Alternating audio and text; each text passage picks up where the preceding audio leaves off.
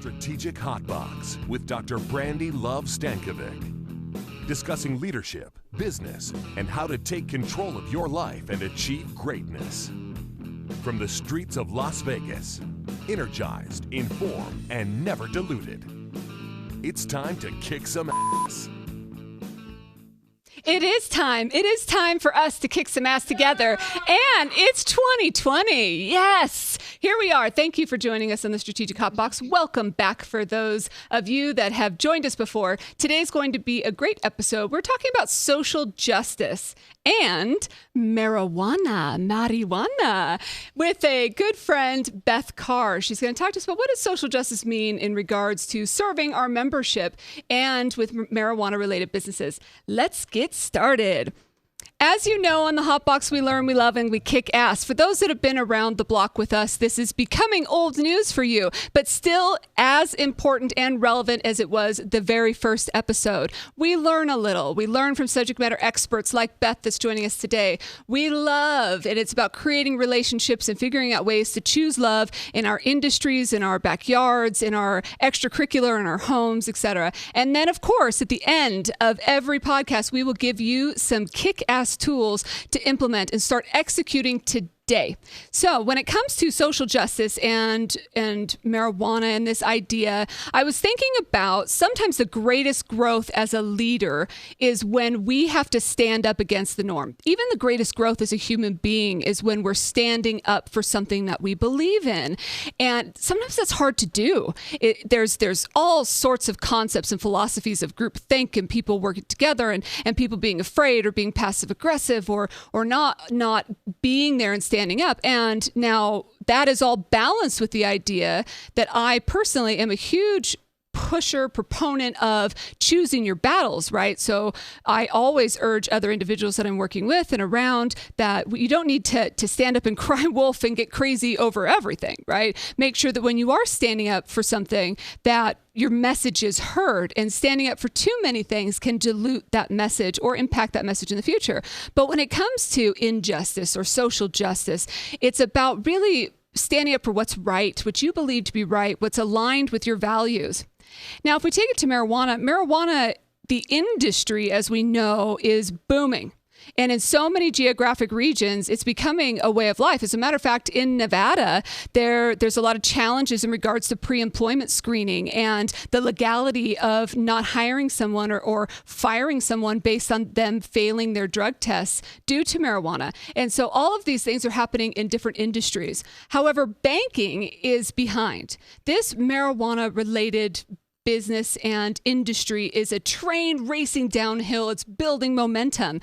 And when it comes to banking, there's still so many things that are left unfigured out. Some people that are not serving or choosing not to serve big organizations. I'm not even talking about small institutions. I'm talking about the big players are still not dabbling or even approaching this industry. And there are opportunities to serve individuals and safety and all those things that are involved in that. And we've talked about that on the Hotbox before. My friend Beth Carr is going to join us here in just a second, is one who has stood up for what she believes in and said, hey, serving the people in my community as a financial institution is the right thing to do. And then that marijuana-related businesses are a way of life or part of the reality in Santa Cruz, and that is the membership of which she serves, and she'll tell us more about that. But the social justice then becomes being brave enough to stand up against the status quo and all the different repercussions that could come from that. And I think a leader's ability to stand up has to really come from a social mission or a place of mission statement or value alignment. And what defines us and our priorities as leaders, what we decide is what we value most, all of these things play into it. And then making the decision about how we personally can make a difference. Maybe it's the impact of the people that we serve. Maybe it's the impact of our community or our families. And then ultimately keeping our eyes on the end result, because again, you don't want to stand up and make a bunch of noise and it not for the purpose at which you intended. So it's time to bring in our guest, Beth Carr. She's a friend and a CEO, someone who has integrated her organization's mission statement of social justice into her own way of life. It's personal to her, and she's been using this mantra, in a sense, to activate leadership in all aspects. Beth is, as I mentioned, a CEO of Santa Cruz Community Credit Union. She's been in the industry for 30 years. I had the good fortune of working for her years ago in Ventura. She has a passion, determination, understanding to really balance this mission with profitability and margin. And she believes in credit union leadership, and that as credit unions, as leaders, we can turn around a community. But with that comes a responsibility to serve without prejudice. And so I'd like to introduce you formally to Beth Carr. Hello, Beth. Hi. How are you? Doing great. How is it there in Santa Cruz today? Beautiful weather. So say, do you Just even gorgeous. celebrate winter in Santa Cruz? We do have winter. It's like you add a scarf to the the t-shirt kind of weather. I wouldn't say today's sort of t-shirt kind of weather, but I would also say that it's been very cold and rainy. Even had some snowflakes around. So snowflakes. I'm not even sure I know what that looks like. Just kidding. I work out of Michigan sometimes, so yeah. Unfortunately, I've been familiar. So tell us about you. Where did you get to where you are? Tell us about you and your mission. Well, first of all, my superpower is stubbornness. And so I would say that between stubbornness and determination, that is probably what's gotten me to this point. I'm not by nature a charismatic leader, but I am very determined when I see something that needs to be done. And there's nothing that makes me more crazy is when someone says, well, that's the way we've always done it, or I'm sorry, that's impossible, that can't be done. So I think that's what has always in my life kind of fired up hey, wait a minute. If you say that to me, the first thing I'm going to say is, okay, just watch me. Right. So I think I've been at this credit union now 9 years. And when I arrived, this was a very cannabis friendly credit union already. It's the way of life in this culture. And if I had closed those accounts, if I just said, oh, no, it's too dangerous, we're not going to do this at that point, I'm not sure the credit union would be in business today, because the community is very progressive thinking and very diverse and very accepting of diversity. And so it's very important to have that approach. And they really do love their cannabis businesses. So I think we've been serving since 1996 cannabis businesses. In fact, we opened the first business in February of 1996, which, as you know, is when marijuana became medically legal in California. Wow, I was going to say 1996 seems like a long time ago for me, just because things are still happening today in 2020. But California has been ahead of the game in that area, yes? Yeah, I think so. Although I would say there's still a lot of backwards issues. I mean, I think in California, as I think maybe versus Colorado, for example, I think the cannabis businesses worked in caves and hid out for so many years that it's still very difficult for them to trust. Mm-hmm. So I think that in our community, where we've been serving a small group of members for the number of years that we have, and we've added a few, obviously we have a really long waiting list now, and we can't, at our size, can't just take on everybody, but we do our best to make sure that they come on. But I think that there's a trust issue in the industry completely across the board. For example, some of these businesses, their attorneys recommend that they start up shell companies and put different names on them and open a bank account somewhere where hopefully the bank doesn't realize they're a cannabis business, so they can just do payroll for their employees. Right. And that's one thing that just blows my mind in that, because when people say we don't have access to financial institutions, people don't even understand what that means anymore, because we're so integrated and it's saturated as people and consumers these days. That's absolutely right. I think when you talk about underserved, you may think, oh, no. Unserved people are not cannabis businesses. They have all this cash. Well, I think you'd be surprised how many of them don't have the cash. And on top of that, they are really being, they were forcing them, just like in unserved immigrant communities, forcing them to go to hard money lenders to get, because nobody lends to them. Their employees can't buy a home. although there are a few credit unions out there that are doing home loans to employees who are in cannabis businesses. But it's a difficult thing. We're forcing them into predatory lenders, just like we do in immigration communities. It's similar to saying, well, if we want these people to survive and to live with this legal business and to do well, we need to bank them. And that's the same with our immigrants communities as well. And I love that this is so interesting to me because it's really highlighting both sides. When you think about when people don't have this stigma of the stoners and the Cheech and Chong kind of thing, and actually think about the marijuana related business, you think about the booming side, that it's tremendous opportunity, right?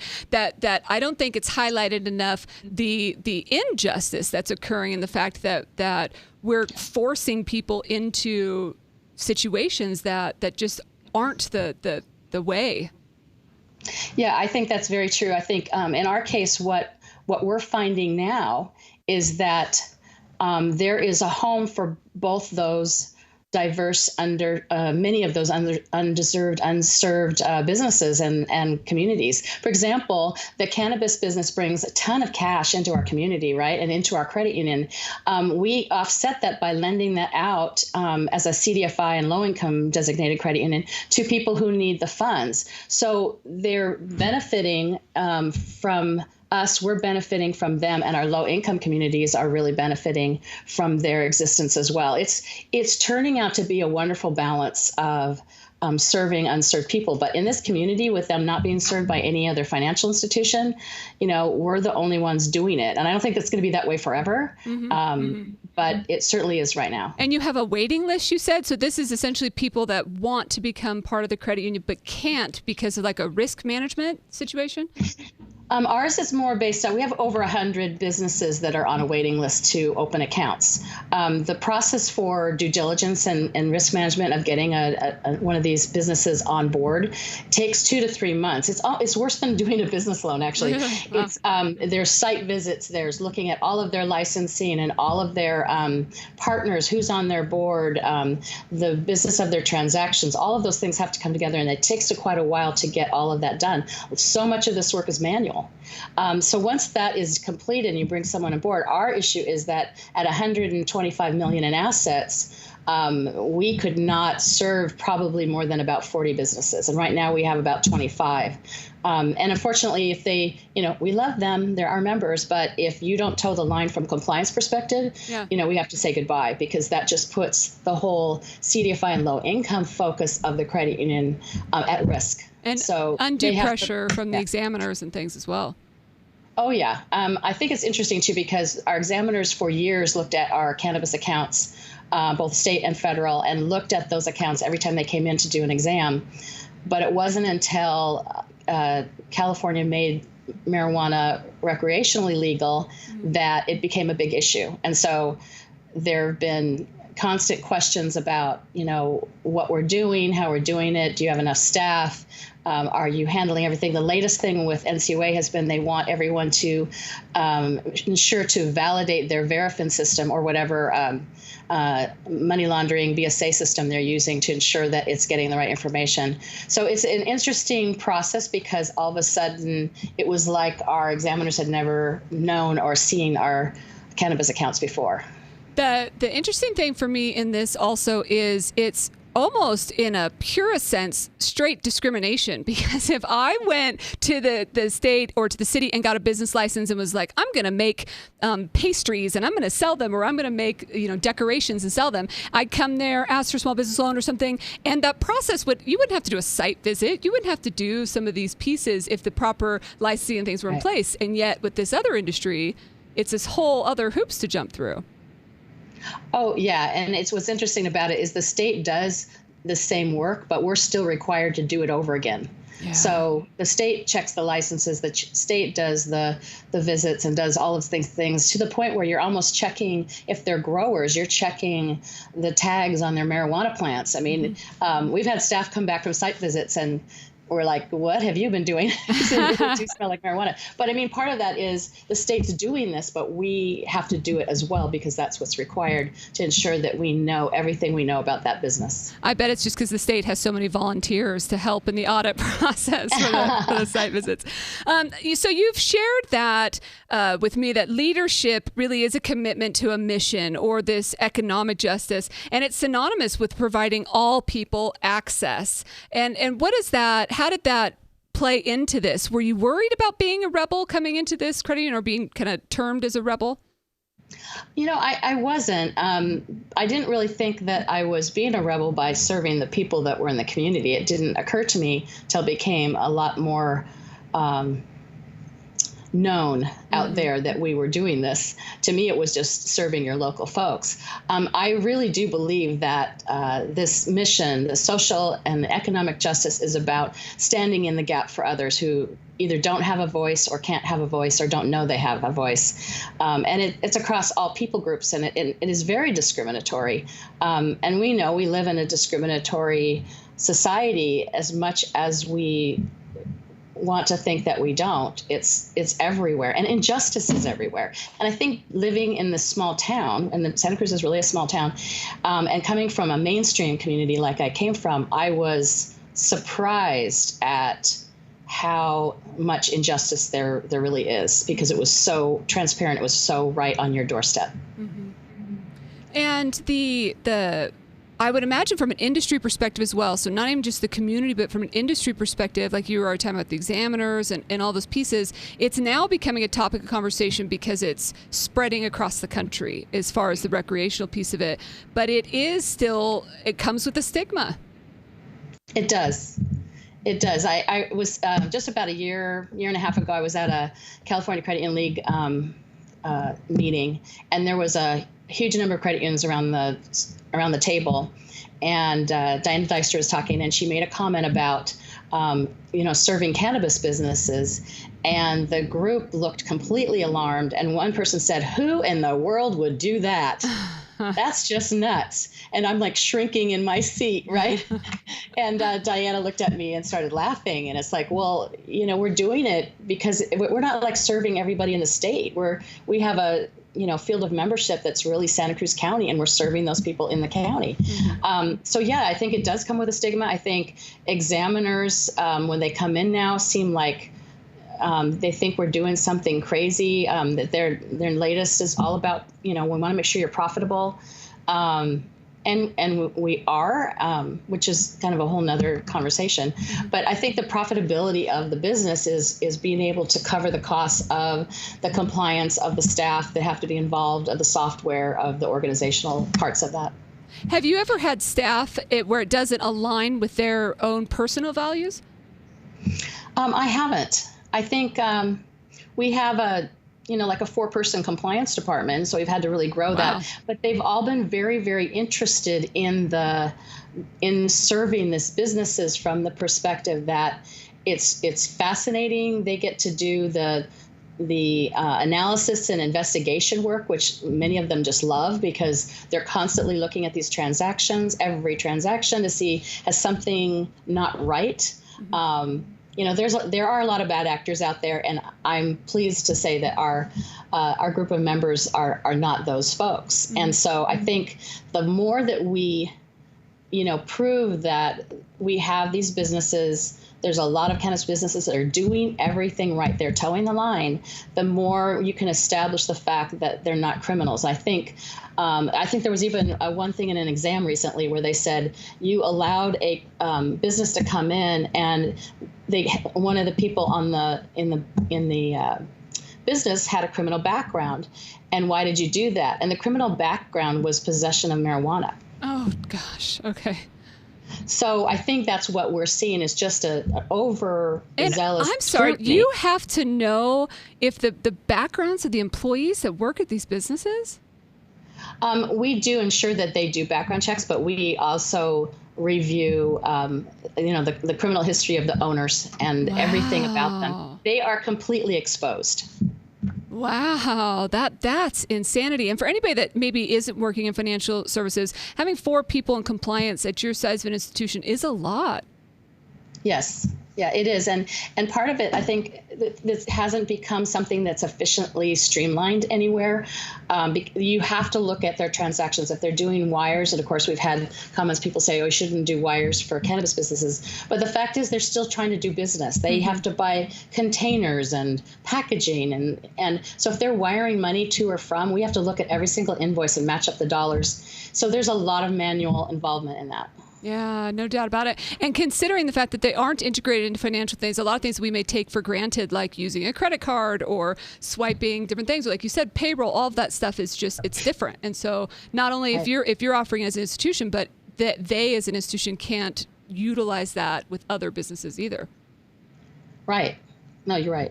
That's exactly right. And so when it comes to this, so taking a stand on this and serving your members, just it feels, and I can feel it in you, that feels like the right thing to do. Did it naturally align with your own personal mission right away? It didn't right away. Actually, my some of my life lessons along the way, Santa Cruz is such an interesting community. And they, like I said before, they really do embrace people's personal freedoms. You know, initially it was sort of like what cracked me up about kind of the membership, even the board of directors at the time was, the government can't tell us what to do. We don't listen to the man, right? So I thought that was kind of funny, but I did, because I'm kind of a pretty straight-laced person, but I did find that over time I started to love this community like never before. I really see how I have changed. It's been a life lesson for me. I've changed in understanding what they're trying to do and not feeling as uncomfortable. It's not about that anymore. It's about really doing the right thing. It does create a culture, though, too. People will ask why I love Las Vegas, and we definitely love the embracing individuality here as well. But it is a culture, and it actually brings up a stronger culture of inclusion. And people will say, well, why do you love Vegas? And say, because anything goes. And I don't mean that in the bachelor party sense, although that occurs too. I mean it in the sense that there isn't as much of a built-in class structure or you did this or you live there and that kind of thing, that people are cool with people just being whoever they are or acting in crazy ways. And that is inherent. Yeah, I think that is inherent in the community. I think there's pockets. I'm always surprised because I'm on the board of the Community Action Board in Santa Cruz, and they're a wonderful organization that strives to eliminate poverty. And it's so very well aligned with our organization as far as what they do. But there's still pockets of discrimination about immigration. And, some of the programs they do, they get people to call up and say, I'm going to call ICE.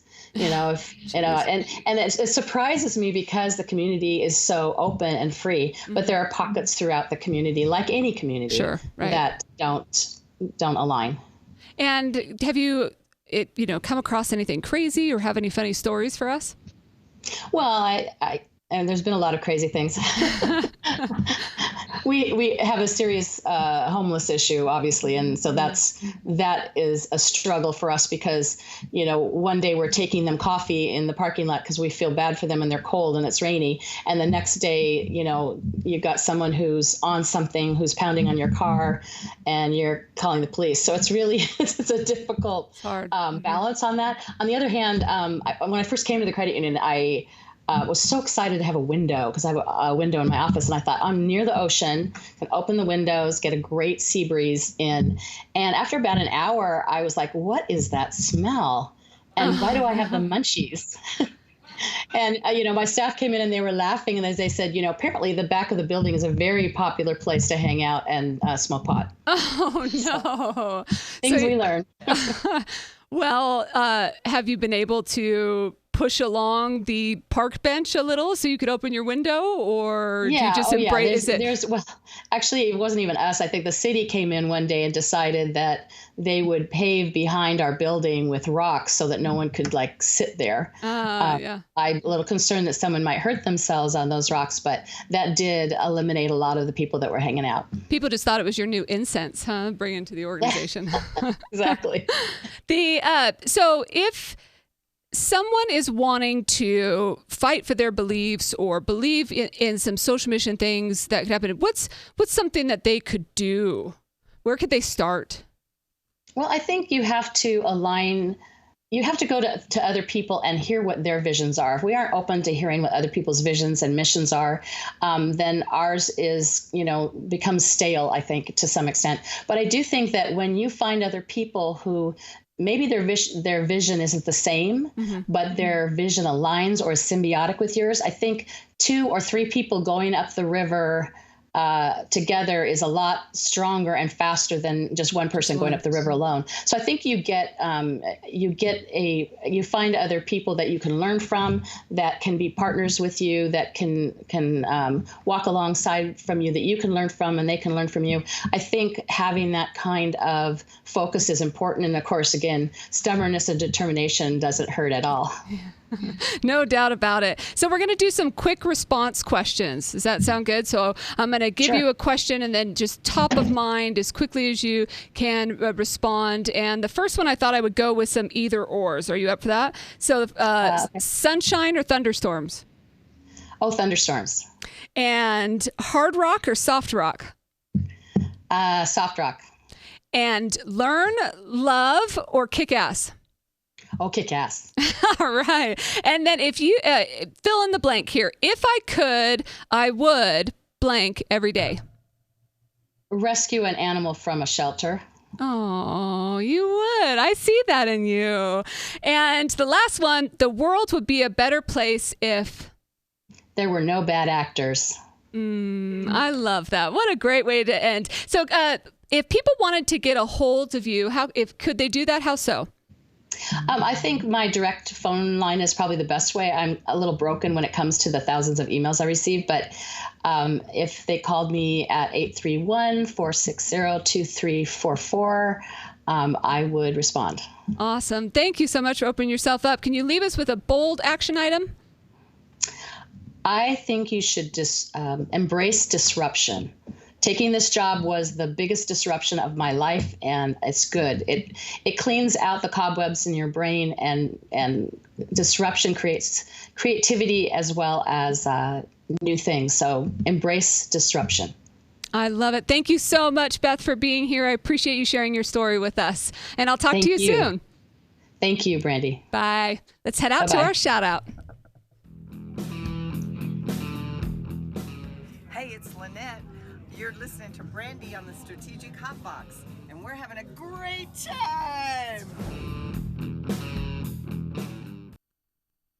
Much to Lynette for that shout out. We were having a good time, and that video proves it. So thank you so much for the shout out.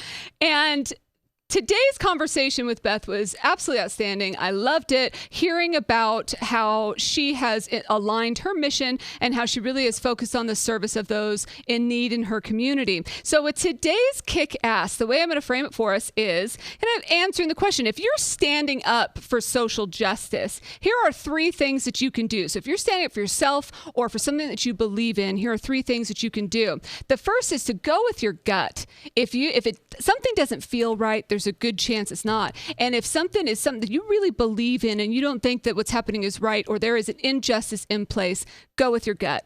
Number 2 is understand the root issue, understand the root cause, the root membership, the core of what it is that you're serving, eyes on the prize. And to what I mentioned earlier about not crying wolf, not standing up and diluting your own message by crying for everything, but to understand the root and focus on the root of that. And finally, be aware and be brave. One thing that I wrote down that Beth shared with us is for people that don't have a voice, for people that can't have a voice, for people that don't know they have a voice, be brave for those individuals. Be aware of everything that's happening and be brave. There's your kick ass.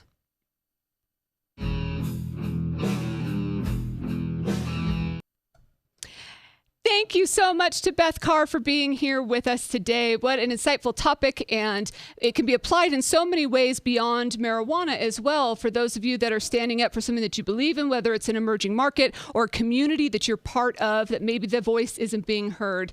Hopefully this gives you some motivation and tips on how to approach some of that. And if you are interested in some of the social justice, what's happening with marijuana, and banking, reach out to us as well. We'd love to connect you with the right people, because at the end of the day, it is all about that learning and loving, and of course, kicking ass. Thank you for being here today. get out there and kick some butt.